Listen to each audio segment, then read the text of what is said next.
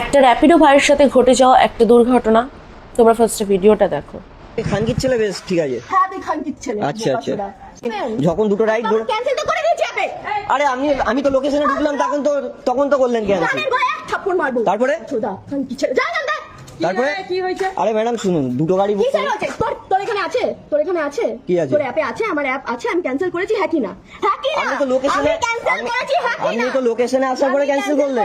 আপনি তো লোকেশনে আসার পর আমি ক্যান্সেল করিনি, ফালতু কথা বলবি না। এখান দিয়ে যা, নাহলে কানের গোড়ায় দুটো থাপ্পড় মারবো। মেরে দিন।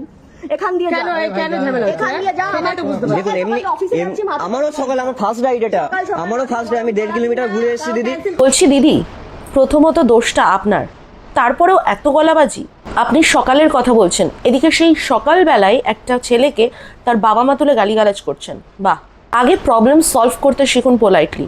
হ্যাঁ, আপনি নাকি জব করেন, অফিসে গিয়ে ম্যানেজারকে এই গালাগালিটা দিতে পারবেন তো? না, আপনি পারবেন না।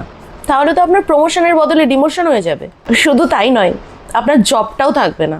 এই বিচ্ছিরি গরমে রোদের মধ্যে বাইক নিয়ে বেরোচ্ছে যে ছেলেগুলো, শুধুমাত্র আমাদের মতো মানুষকে সার্ভিস দেওয়ার জন্য, যেমন ধরুন Rapido, Flipkart 10 minutes, Blinkit and etcetera, শুধুমাত্র পেটের দায়ে এই কাজগুলো তারা করে। রোদে এরকমভাবে এত গরম, এত রোদ, তার মধ্যেও কিন্তু তারা প্রত্যেকদিন সার্ভিস দিয়ে যাচ্ছে। ইয়ার্কি মারতে বেরোয় না তারা।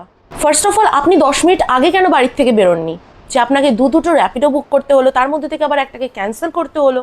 আইটি যে 1.5 কিলোমিটার গাড়ি চালিয়ে এসছে, সেই তেলের দামটা কি আপনি দিয়ে দেবেন? না না, আপনি কেন তেলের দাম দিতে যাবেন? আপনি তো একটা নতুন র্যাপিডো বুক করেছেন, সেটাতে যাবেন, অফিসে যাবেন, ব্যাস এসির মধ্যে আরাম করবেন বসে বসে। মানুষের মতো আচরণ করুন, এটা কোনো মনুষ্যত্বর পরিচয় নয়।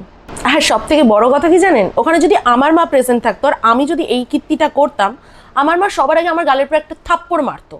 আর যেটা আপনার সাথে ছোটবেলা থেকে হয়নি বলে আজকে আমরা এই দিনটা দেখছি।